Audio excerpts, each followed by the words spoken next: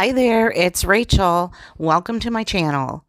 I share what's for dinner videos, and this week I'm sharing 5 simple dinners that we had at our house this week. Dinner inspiration is ribs that I start in the Instant Pot and finish in the oven. I'm kind of zooming through this part where I remove the membrane from the back of the ribs and cut them into sections that fit better in the Instant Pot.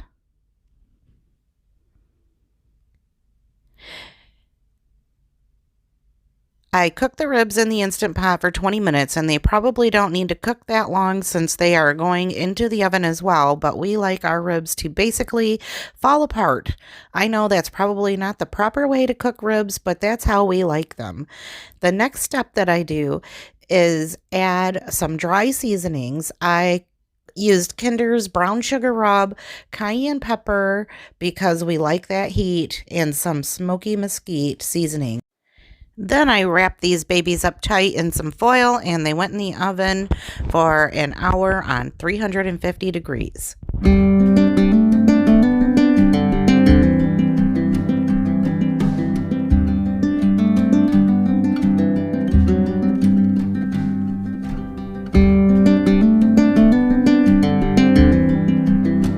After that hour in the oven, the ribs had a nice seared edge and still super tender beneath that. Then I just sauced them up with some Sweet Baby Ray's original barbecue sauce.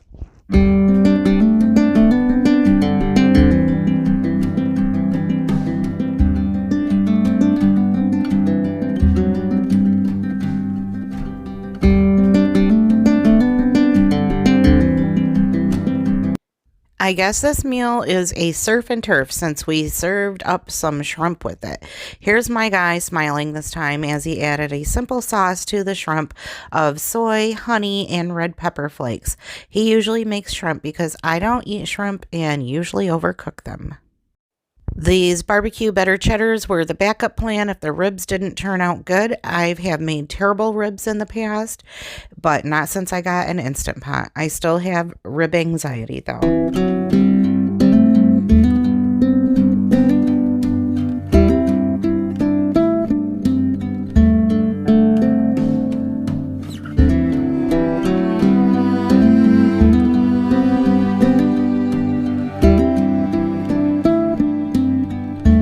To go with this dinner, I just made some canned green beans seasoned with a little bit of steak seasoning and some baked potatoes in the Instant Pot.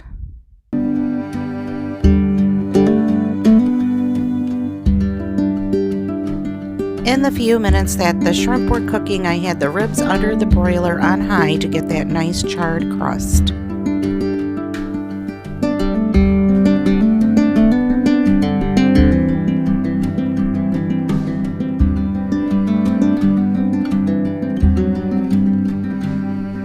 Here is my hubby's plate because I don't like shrimp and his plate looked better than mine. These ribs had so many layers of flavor going on.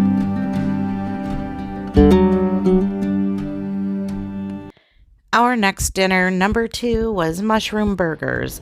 Here's a fun fact. Bill was at the store and said he wanted to buy bacon to go on our burgers, but when he saw the price of bacon, he decided to get a pack of mushrooms instead, and I made it work. I like that he was able to find an alternative to burger toppings. I just made tater tots in the air fryer to go with our burgers. I flattened the burgers pretty thin. We just like them that way sometimes. And in a separate skillet, I just sauteed some mushrooms and onions without adding any liquid or oil. The salt I added draws out the natural liquid in them, and they don't end up soggy or greasy. I did add garlic powder and black pepper. Then I hit them with some salt, Worcestershire sauce. Sorry about that. The cheese that I had on hand was white American, not Swiss. I just haven't had the right cheeses for anything lately, and it's okay. These were still very tasty.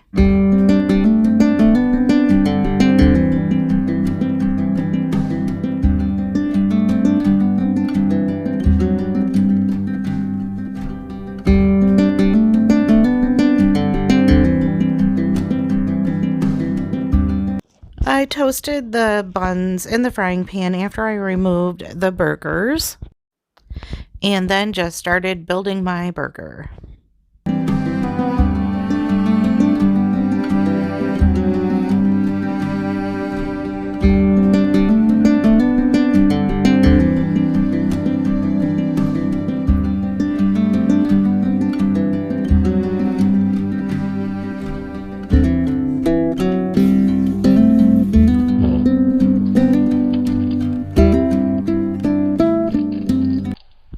I just had to slow this part down and watch in awe for a few minutes. I can be kind of a maniac with ketchup.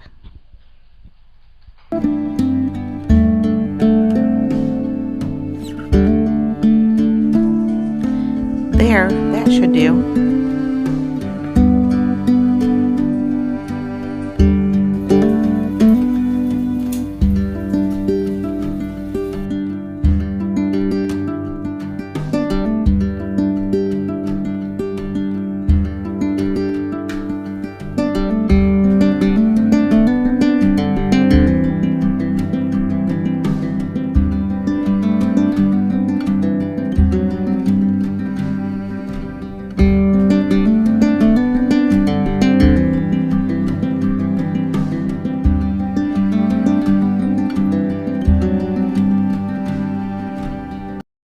The third dinner of the week was chili. I was feeling under the weather and had very little motivation to cook, and was also using pantry staples like tomatoes and beans. In our house, we grocery shop for 2 weeks, and it seems like the first week we eat what we choose, and then the second week we use what's left or from the freezer or pantry. To stretch this pot of chili a little further, I added a pound of ground chicken, which made my husband cringe a little, but I just tried to get it broken down as much as possible and remove the larger chunks of chicken that would not break down. I didn't want anything like that to turn my family off from eating this chili altogether. I also added some extra beans and tomatoes just to stretch it even further.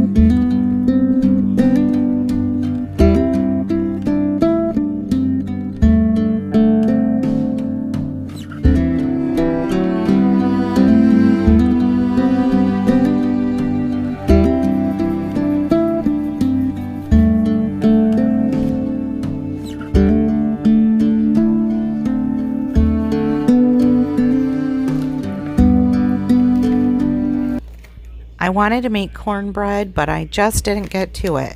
So I just served up some tortilla chips and saltine crackers and some shredded cheese. Chili really is such an easy meal to make when you just want to throw something together and forget about it. And there are infinite ways to make it.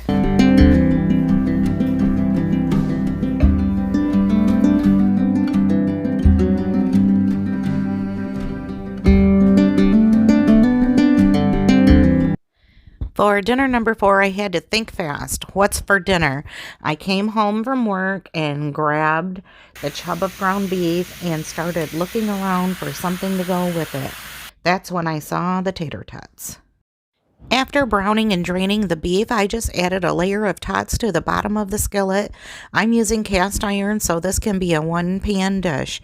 After I got the tots placed, then I dumped the beef on top.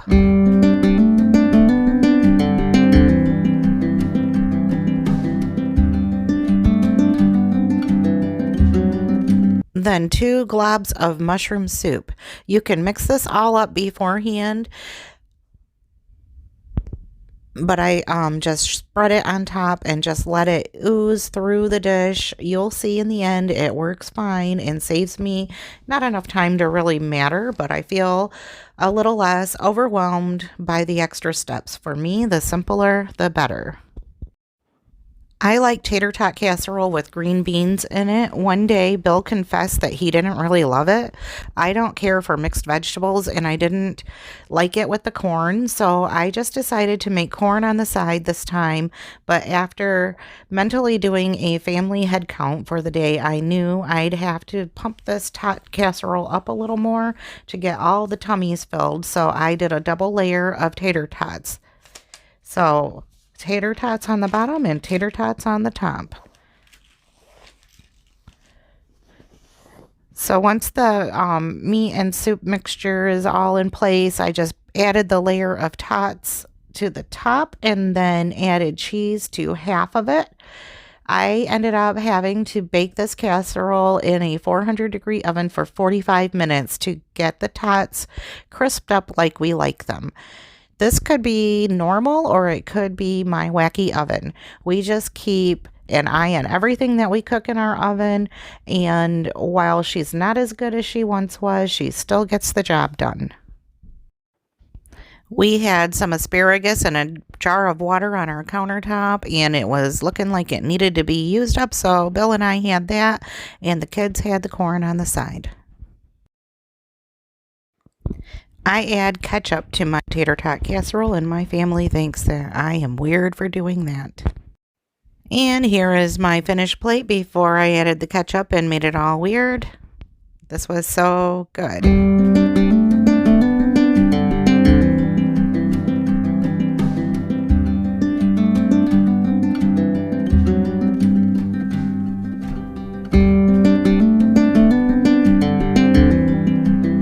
Our fifth and final dinner, Bill and I met up in the kitchen after work with no idea what to make, and while we were talking about it, I just started cutting chicken up and putting the chunks into oil on the stove in a skillet, which led to one of us seasoning it. Somehow taco seasoning was added, and one thing led to another, and we ended up having chicken tacos, Spanish rice, and somehow we ended up frying up some cabbage too. We just have had cabbage in the fridge sitting there, and we've both been really into it lately.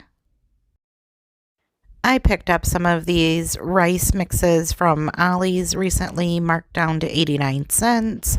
They are not anyone else's favorite, but I do like them every now and then. They just as they fill in with our meals.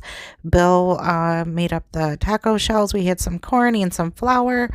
I did end up adding a half a packet of ranch seasoning to this chicken, as well as the taco seasoning, and then just some other things that were sitting around like garlic powder and onion powder and that kind of thing. So this chicken breast was very well seasoned. And that is just how dinner came together for this night.